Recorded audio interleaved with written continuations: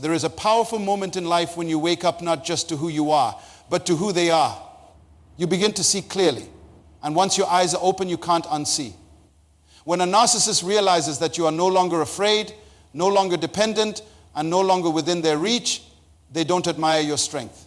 They fear it. They hate it. And they will do anything to dismantle it. A narcissist does not enter your life for companionship, growth, or mutual respect. They enter to dominate, to feed a fragile ego through the illusion of power and control. At first, they wear the mask of charm, presenting themselves as everything you ever hoped for: attentive, understanding, charismatic. But behind that mask is an agenda. They do not seek connection, they seek control.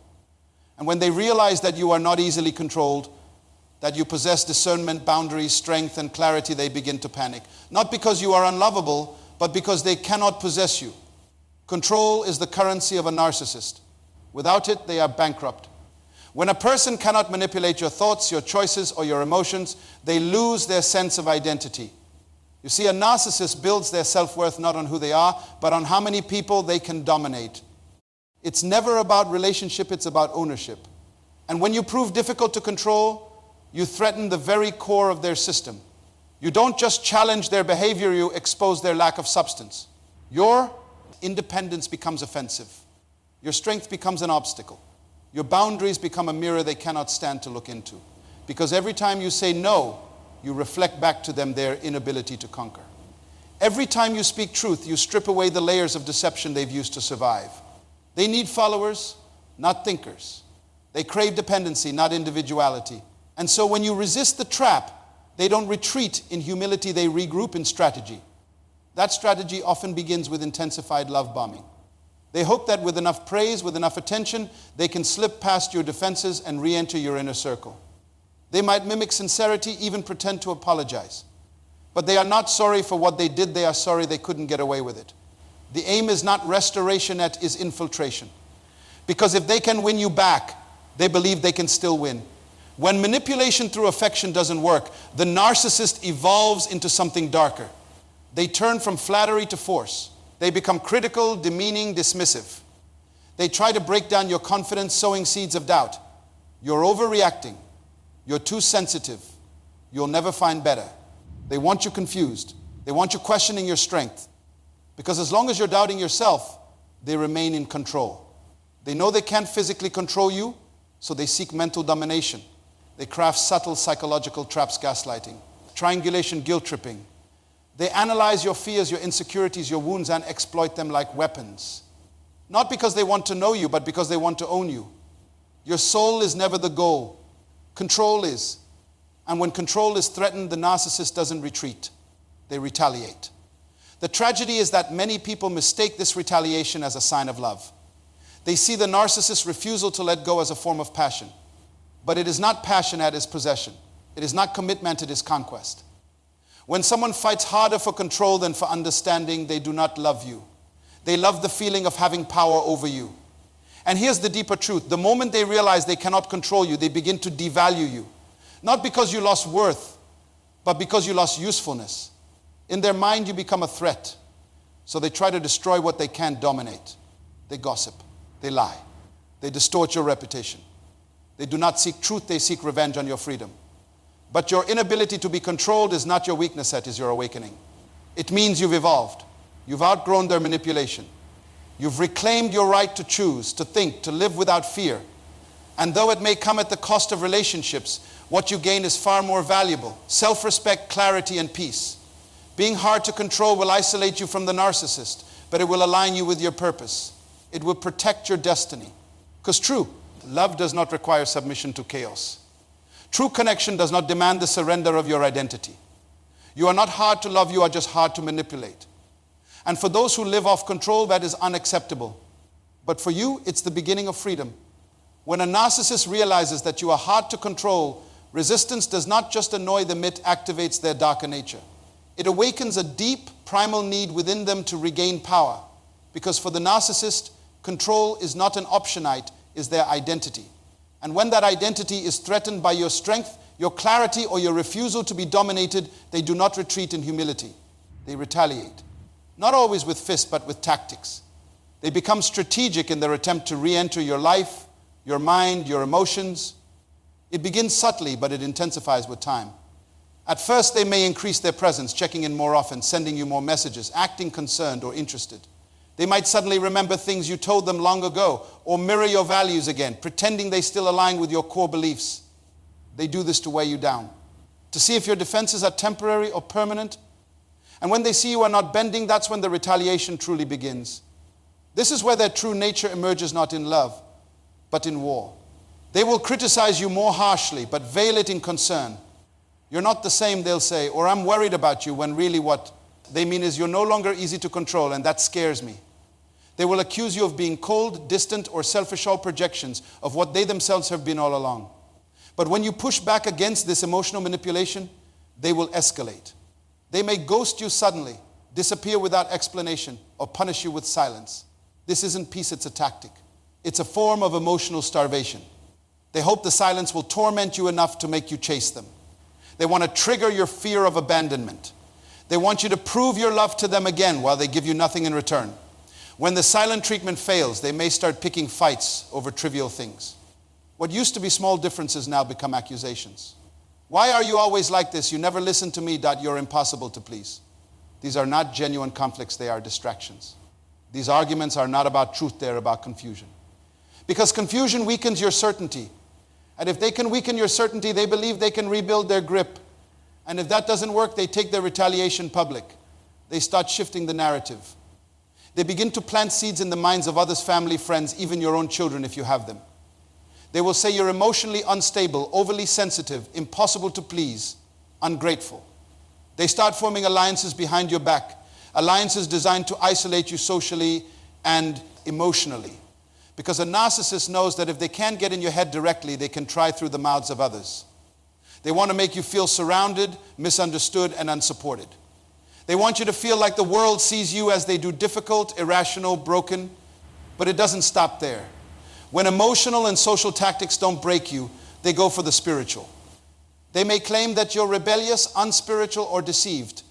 They may weaponize faith, twisting scripture or spiritual language to make it seem like your resistance is ungodly.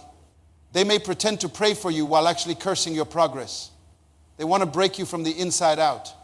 Because if you're hard to control in the physical and mental realm, the next battleground becomes the soul. They will also try to destabilize your identity.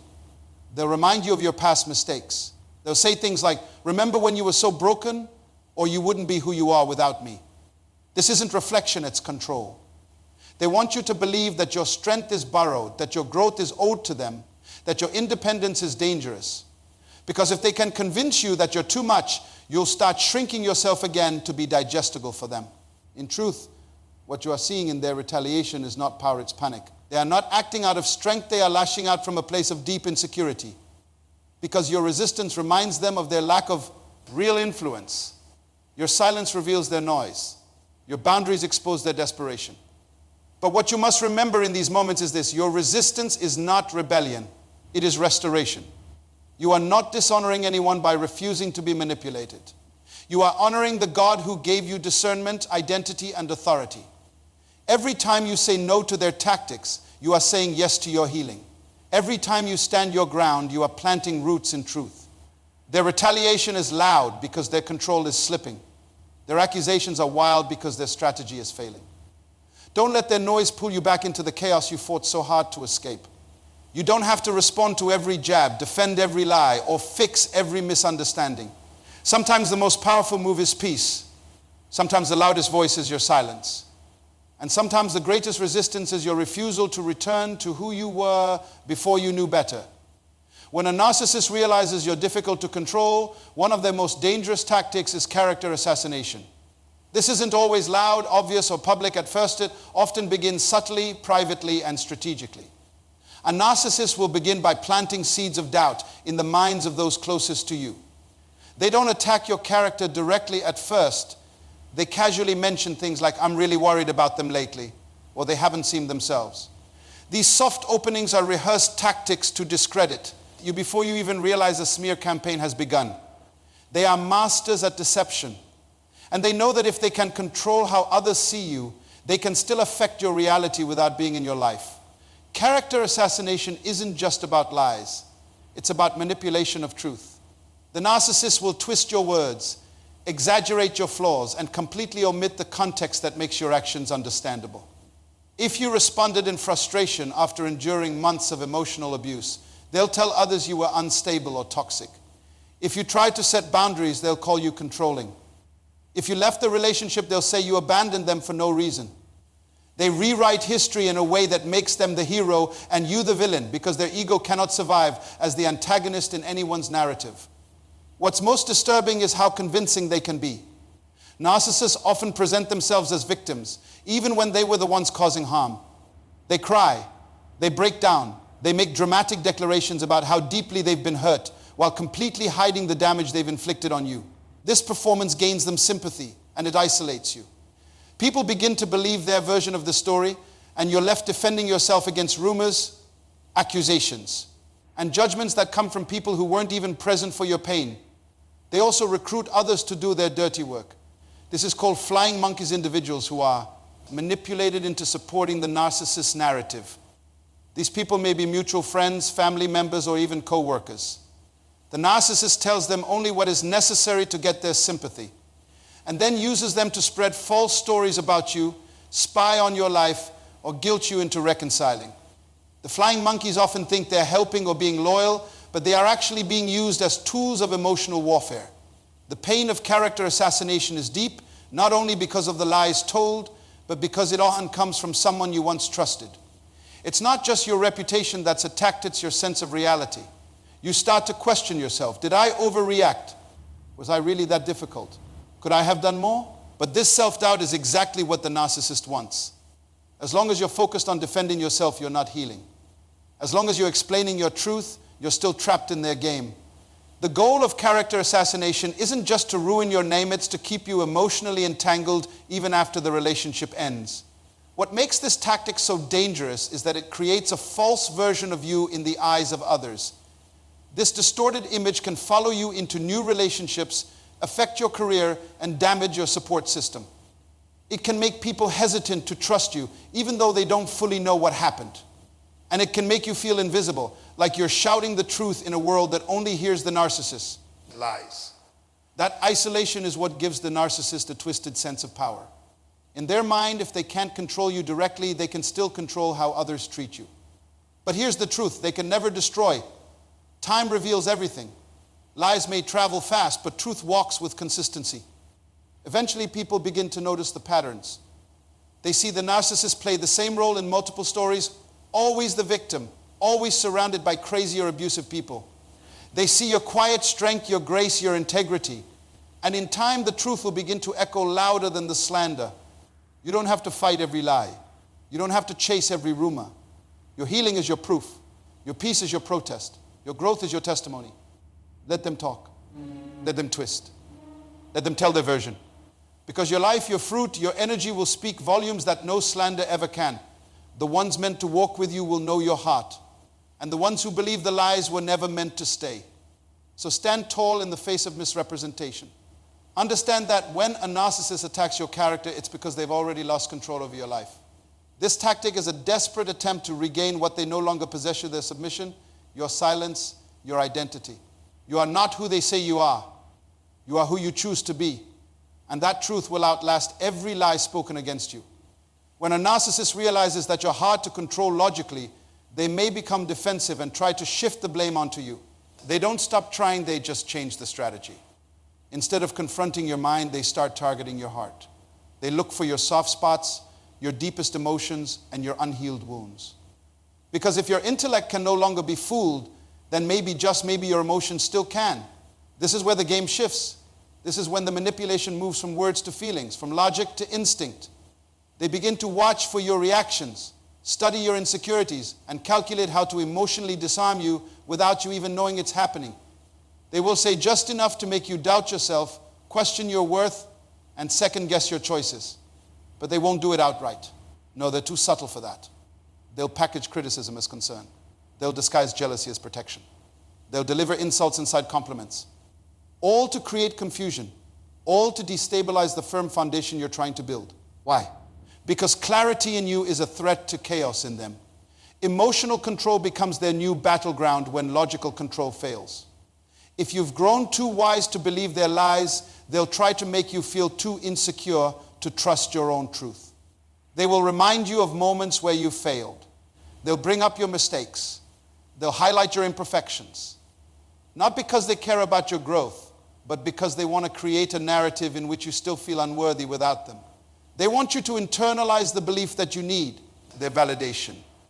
And this is how they weaponize your emotions, by offering acceptance only when it benefits them, and withholding it when you start to stand strong. They will pretend to care just enough to keep you hoping, just enough to keep you questioning if maybe, just maybe, they've changed. They'll use the people you love to make you feel guilty. They'll turn your own compassion against you. They know you have a heart that doesn't like to see others in pain, so they'll cry, they'll sulk. They'll play the victim, all to distract you from the reality of who they are and what they've done. They won't take responsibility for the damage. They'll expect you to carry both the blame and the burden. And when that doesn't work, they'll switch again from tears to rage, from sorrow to silence. Because one way or another, they are determined to pull a reaction from you. Because to a narcissist, any reaction is still a form of control. The silent treatment becomes a tool.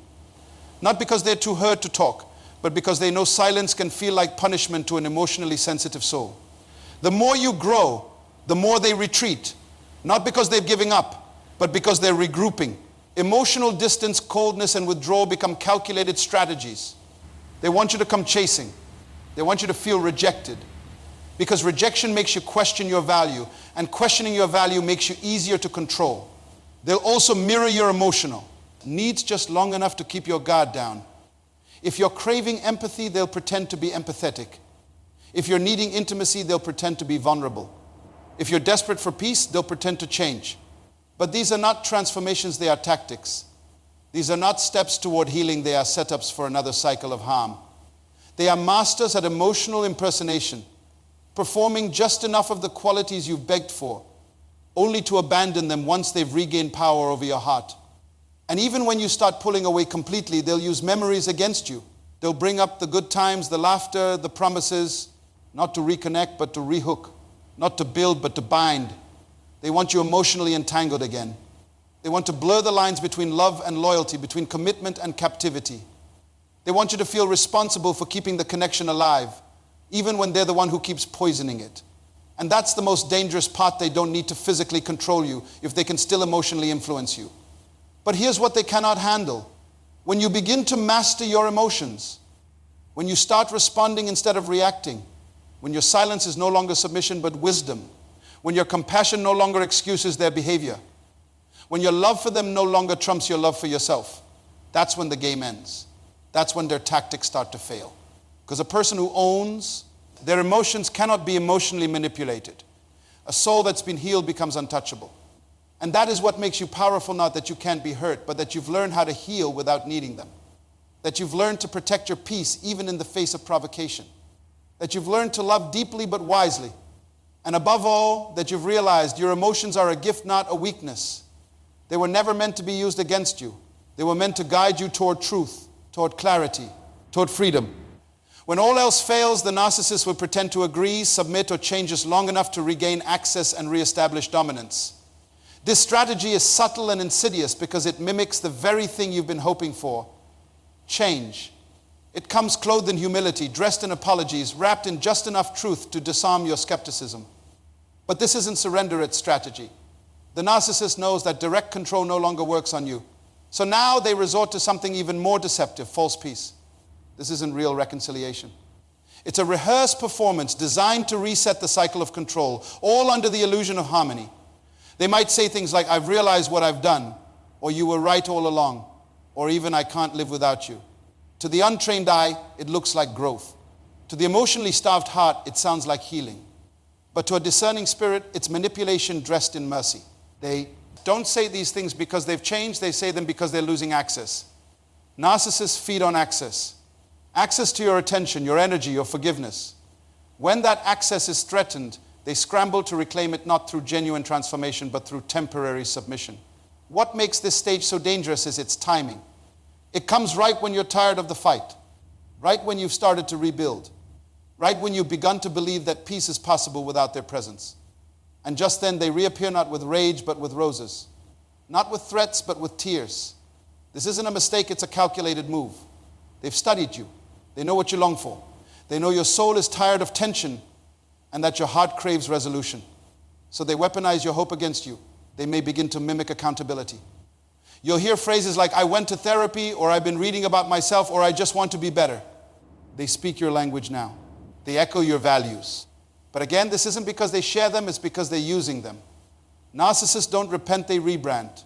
They don't evolve, they edit. They don't break their patterns, they hide them behind new packaging.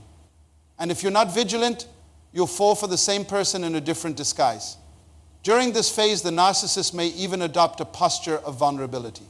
They may bring up their childhood, their trauma, their wounds. They paint themselves not as a predator, but as a product of pain. And yes, it may all be true, but truth is not always transformation.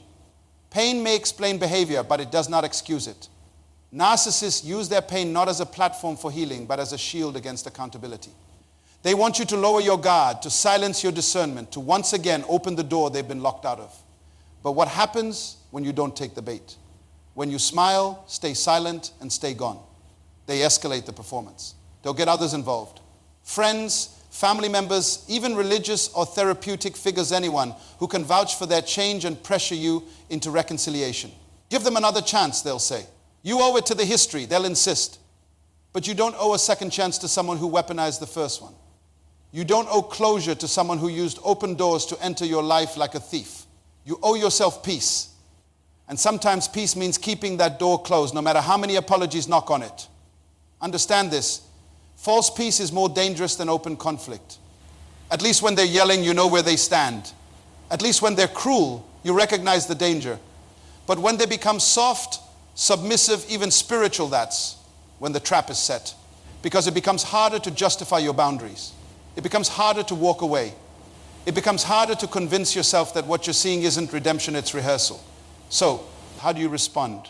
With wisdom, with consistency, with boundaries that don't bend to emotion but stand on truth. You don't need to fight. You don't need to defend. You simply need to maintain. Because when a narcissist realizes that not even false peace can pull you back in, that's when they are truly exposed. That's when the mask slips and you see the desperation beneath the disguise. And that's when you'll know your power wasn't in confronting them, it was in outgrowing them. When a narcissist realizes they can no longer control you, they will often resort to playing the victim. This tactic is not random, it is calculated, intentional, and deeply manipulative. They understand that they've lost influence over your emotions, your decisions, and your sense of identity. So now, instead of trying to dominate you directly, they pivot. They shift the spotlight. They turn the tables and paint themselves as the wounded, misunderstood, and heartbroken one. What? Because the victim role allows them to reclaim power not over you directly, but over how others see you, and more importantly, how others see them. This is not just about saving face. It is about reclaiming the sympathy and attention they believe they are entitled to.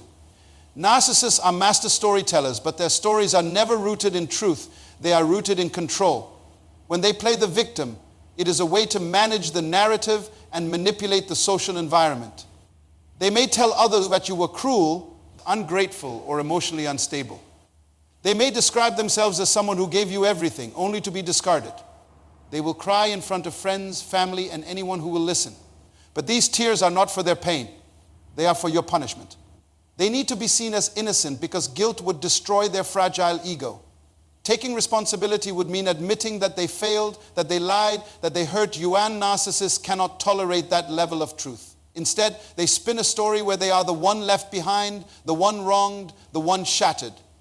And they do it so convincingly that even people who know them may begin to question your side. That's the power of the performance. And make no mistake, it's a performance. Behind closed doors, the narcissist who plays the victim is the same one who manipulated, gaslit, and belittled you.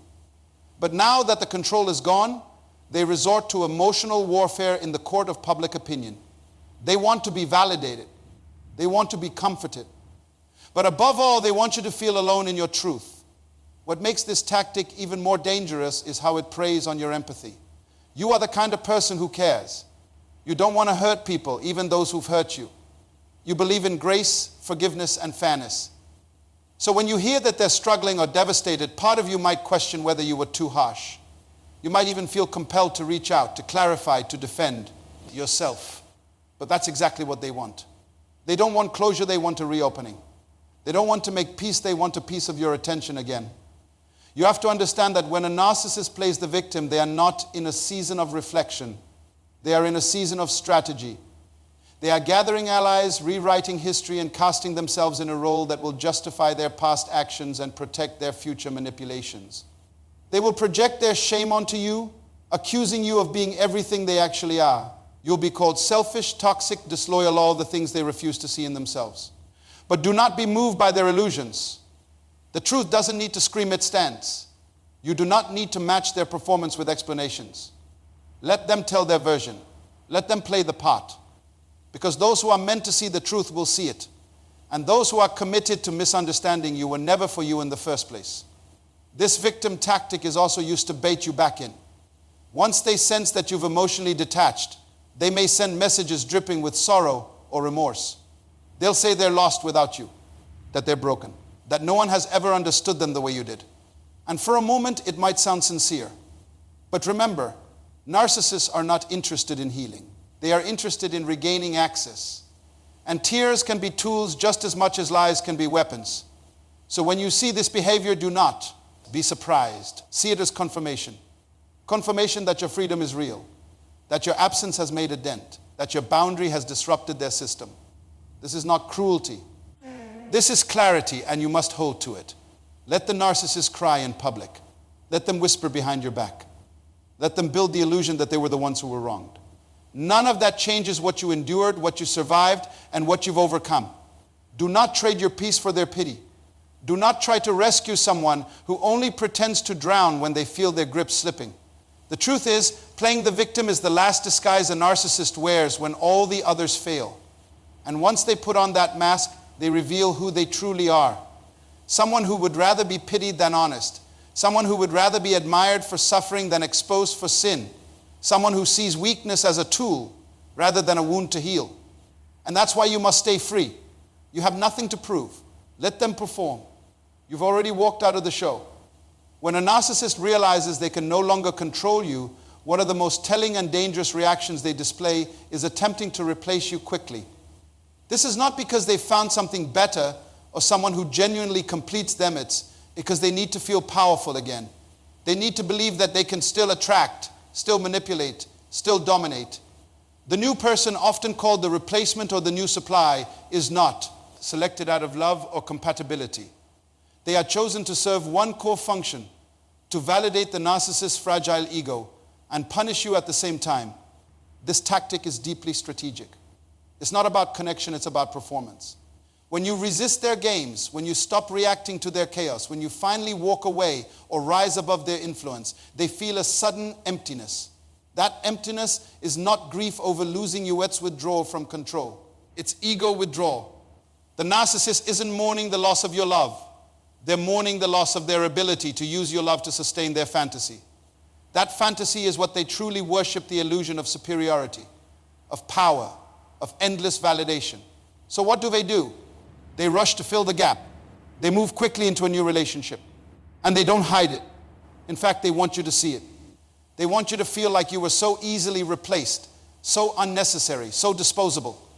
But here's the truth. It's not about you. It's about their addiction to admiration and control. The new person isn't a soulmate, they are a tool.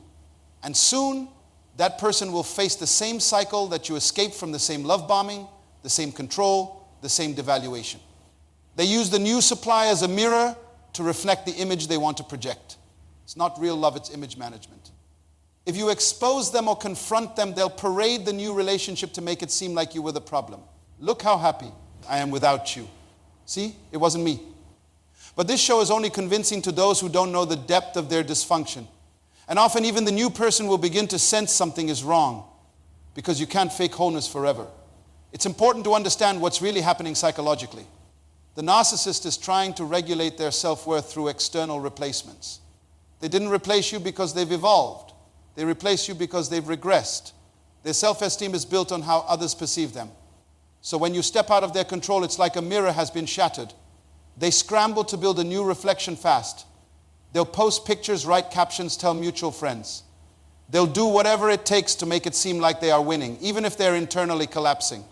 What hurts many survivors is not the fact that they've been replaced, but how quickly it happened. You might ask yourself, did I mean anything? Was it ever real? But understand, narcissists do not attach emotionally in the way healthy people do. They attach to usefulness. When that usefulness ends, they replace not to heal, but to distract. Not to grow, but to reassert dominance. It's not a reflection of your worth, it's a reflection of their void. Even more disturbing is how they may try to use the new person to bait you back in. They may stage a public image of happiness, hoping it stirs jealousy or regret. But once you understand the pattern, no longer envy the new supply, you have compassion for them. Because you know what lies beneath the surface. You've seen the performance before. And now you see it for what it is, a desperate attempt to reclaim control through illusion. Stay grounded in this truth. Being replaced quickly is not a sign of your failure, it's proof of your strength. It shows you escaped the cycle. You became too aware, too firm, too authentic to be used any longer. And rather than confront their need for healing, the narcissist took the easy path, find a new stage, a new actor, a new script. But the ending will be the same. Your job now is not to compete, compare, or even correct the story. Your job is to keep rising, to keep healing, to keep reclaiming your voice, your value, your vision. Because while they repeat the cycle, you are breaking it. While they search for temporary supply, you are stepping into permanent purpose. Let them post. Let them pretend. Let them play the role. But don't let it pull you back. The greatest revenge is not bitterness. It's becoming everything they tried to suppress. It's thriving in silence. It's choosing dignity over drama. And it's knowing deep in your spirit that being hard to control was never the problem. It was always your power. And they just couldn't handle it. When a narcissist encounters someone who is hard to control, it threatens the very foundation of their identity. Narcissists survive on illusion. They are not built on truth, they are built on perception. So when they find someone who sees through the illusion, who is not dazzled by charm, who is not controlled by fear, it confronts their greatest insecurity, powerlessness. A narcissist doesn't know how to exist in a space where they are not dominant. Their sense of self is deeply tied to their ability to manipulate and influence others. So when you stand your ground, when you set a boundary, when you say no and mean it, you don't just frustrate them, you expose the emptiness behind their persona. To the narcissist, your independence is not a neutral quality, it is a threat. It's a reminder that no matter how loud they speak, no matter how elaborate the lie, no matter how many people they try to turn against you, you remain unshaken. That kind of strength is foreign to them. It terrifies them. You see, they are not truly strong. They only appear strong when others are weak. Their dominance is dependent on submission. Without control, their mask slips. Without access to your emotions, their power fades. Without your validation, their ego begins to collapse. And so they scramble, desperately trying to regain what they never truly possessed you, their loyalty, your obedience, your silence. But once you've tasted freedom, you don't go back. Once you've found clarity, you no longer tolerate confusion. And this is what breaks the narcissist. They cannot manipulate someone who is no longer willing to be manipulated. They cannot dominate someone who has taken their voice back. They cannot gaslight someone who has already confirmed the truth. Your independence begins to shine a light on their darkness. And light does what light does, it exposes. It reveals. It makes lies uncomfortable and control impossible. That's why they will react with rage, or with guilt, or even with a sudden show of affection. Not because they've changed, but because they're trying to survive. Your independence cuts off their supply. It closes the door to the game they've played for so long. They will call you arrogant, cold, disrespectful. But what they are really saying is, you won't let me play God in your life anymore. You won't beg for love. You won't settle for confusion. You won't sacrifice your peace just to keep someone else comfortable. And for a narcissist, that's unbearable. But don't be surprised. And don't be disheartened. Their desperation is a sign of your strength. Their anger is a symptom of your healing. What they say in panic is not your truth, it's their fear talking. Fear that they no longer own your emotions. Fear that their words no longer influence your decisions. Fear that their tactics no longer work. Fear that you have become everything they pretended to be: confident, wise, and whole. You must understand this. Your refusal to be controlled is not rebellion. It is restoration. It is you reclaiming the power that was always yours. The power to speak truth even when it costs you relationships. The power to walk away even when the path is lonely. The power to honor your intuition even when others doubt you. This kind of power doesn't scream, doesn't manipulate, doesn't chase or beg. It stands still. It speaks clearly. It says, I know who I am and I will not be moved. And that is why narcissists cannot handle someone like you. You remind them of everything they lack. You are a mirror to their fraud. You are evidence that their grip is not as tight as they believed. And though they will try through gossip, through shame, through counterattacks, they will never be able to control what they never created. You are not their invention. You are not their property. You are not their puppet. You are a whole being, designed with purpose, crowned with discernment, and protected by truth. Your independence is not just a threat to them, it is your victory over them.